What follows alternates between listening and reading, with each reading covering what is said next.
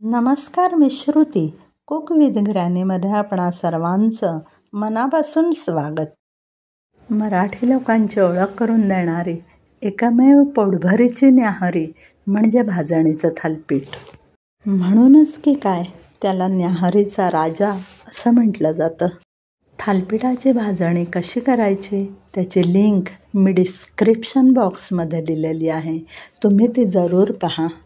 अजूनही तुम्ही माझ्या चॅनलला सबस्क्राईब केलं नसेल तर पटकन सबस्क्राईब करा आणि बेल आयकॉनवर क्लिक करा. चला तर मग करून पाहूया भाजणीचं थालीपीठ. भाजणीचे थालीपीठ करण्यासाठी लागणारे साहित्य असे: भाजणीचे थालीपीठ करण्यासाठी इथे आपण 1 वाटी थालीपीठाची भाजणी घेतलेली आहे. त्यामध्ये आता आपण सर्व जिन्नस ॲड करून घेणार आहोत. 1 छोटा चमचा मीठ, 1 मध्यम चमचा तीळ, 1 छोटा चमचा ओवा. ओवा तळहातावर घेऊन चुरून टाकायचा, म्हणजे त्याचा एक वेगळाच स्वाद थालीपीठाला येतो. 1 छोटा चमचा तांबडं तिखट, 1 छोटा चमचा धणेपूड, 1 छोटा चमचा जिरपूड. आंबट तिखट चव येण्यासाठी 1 छोटा चमचा आमचूर पावडर, अगदी चिमूटभर मेथ्या पावडर, 1 छोटा चमचा हळद, 1 छोटा चमचा हिंग आणि सर्वात शेवटी चमचाभर साखर. बरेच जण धणे, जिरे, ओवा, मेथ्या हे भाजणी करताना त्यातच भाजून घालतात. पण माझं असं म्हणणं आहे की भाजणी करताना हे जिन्नस जर घातले तर कालांतराने भाजणी जुनी झाल्यावर ती कडवट होते असा माझा अनुभव आहे. म्हणून थालीपीठ करताना पिठात त्याच्या ताज्या पावडरी मिसळल्या तर थालीपीठालाही उत्तम स्वाद येतो. भाजणीच्या पिठामध्ये हा आपला सगळा कोरडा मसाला आता घालून झालेला आहे. चला तर मग तो आपण पिठामध्ये व्यवस्थित मिक्स करून घेऊयात. भाजणीच्या पिठाला हा सगळा मसाला व्यवस्थित लागला गेला पाहिजे.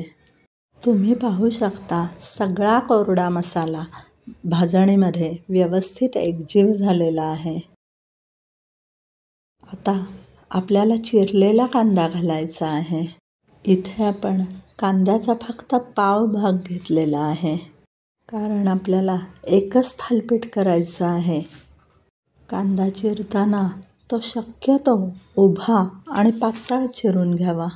कांदा पिठामध्ये मिक्स करूयात. कांदा मिक्स झाल्यावर अर्धी वाटी ताजी स्वच्छ धुवून चिरलेली कोथिंबीर घालूयात. जेवढी जास्त कोथिंबीर तेवढा पदार्थ जास्त खुमासदार होतो. आता आपले सगळे जिन्नस भाजणीच्या पिठामध्ये घालून झालेले आहेत. थोडं पाणी घालून हे पीठ आपण आता मळून घेणार आहोत. मळताना पीठ अजिबात घट्ट मळायचं नाहीये, नाहीतर थालीपीठ भाजताना त्याला चिरा पडतात. शिवाय ते आतून कच्चेही राहते.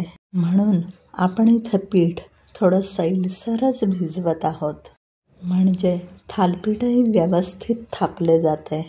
आपल्या भाजणीचं पीठ थालीपीठ थापण्यासाठी मळून झालेलं आहे. ते किती सैलसर असायला हवं हे तुम्ही पाहून घेऊ शकता. इथे आपण तवा घेतलेला आहे. थोडंफार तेल टाकून आपण ते तव्याला पसरवून घेऊयात. तवा पोळीचा, भाकरीचा, लोखंडी, कोटिंगचा हा कोणताही असला तरी चालतो. त्याने काहीही फरक पडत नाही. घरात जो उपलब्ध असेल तो तवा घ्यायचा. अशा प्रकारे तव्याला तेल लावून घेतलं की थालीपीठ तव्याला चिकटत नाही. हा सैलसर मळलेला भाजणीच्या पिठाचा गोळा आता आपण तव्यावर थापून घेऊयात. हाताशी एका भांड्यात थोडं पाणी ठेवूयात. आपल्याला पाण्याचा हात लावूनच थालीपीठ थापायचं आहे. भाजणीच्या पिठाचा गोळा आपण तव्यावर मध्यभागी ठेवूयात. लक्षात ठेवा, थालीपीठ थापताना आपल्याला फक्त बोटं आणि चवड्या यांचाच वापर करायचा आहे. तळहात पिठाला अजिबात लागणार नाही ह्याची आपण काळजी घेऊयात. चला तर मग पाण्याचा हात लावून थालीपीठ थापताना आपण ते बोटांनीच थापूयात. थालीपीठ थापणं ही पण एक कलाच आहे. थालीपीठ थापताना आपल्याला तवा गोल गोल फिरवायचा आहे, हात नाही. हाताचा अँगल आपण तसाच ठेवूयात. भाकरी करतानाही हाच नियम लागू होतो. भाजणीचं पीठ सैलसर मळल्याचा फायदा किती होतो बघा. अगदी पटापट आणि गोल गरगरीत थालीपीठ थापलं जातं.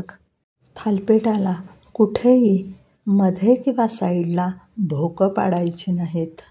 थालीपीठाला सगळीकडून समान हीट लागली पाहिजे.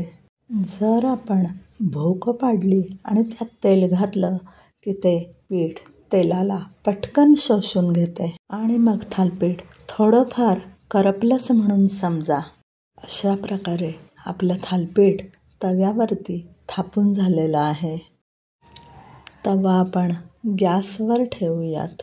गॅसची फ्लेम लो असणार आहे. थालीपीठाला वाफ येण्यासाठी आपल्याला तव्यावर झाकण ठेवायचं आहे. साधारण 2 ते 3 मिनिटांमध्ये थालीपीठ भाजलं जातं. थालीपीठ भाजलं गेलं की चर्र असा आवाज यायला सुरुवात होते. मग समजायचंच की आपलं थालीपीठ झालेलं आहे. ह्या उलथण्याने आपण ते पलटवून घेणार आहोत. उलथण्याचे पुढचा आणि मागचा असे 2 भाग असतात. ते वापरण्याची सुद्धा एक टॅक्टच आहे. उलथ न धरताना खोलगट बाजू वर धरायची, म्हणजे थालीपीठ असो, धिरडं असो, भाकरी असो, ते पलटवताना त्याला ग्रीप येते आणि ते सटकत नाही. 3 मिनिटं झालेली आहेत. थालीपीठ एकदम मस्त झालेलं आहे.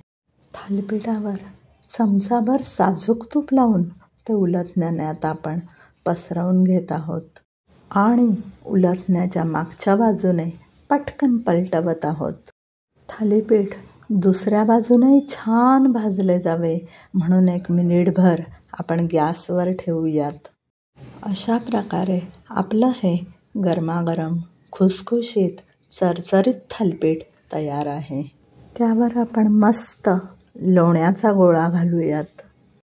तोंडी लावायला मस्त साईचं घट्ट दही घेऊयात. दह्याला ट्विस्ट यावा म्हणून त्यावर थोडं मीठ भुरभुरवायचं आहे आणि किंचित तांबडं तिखट भुरभुरवतोय.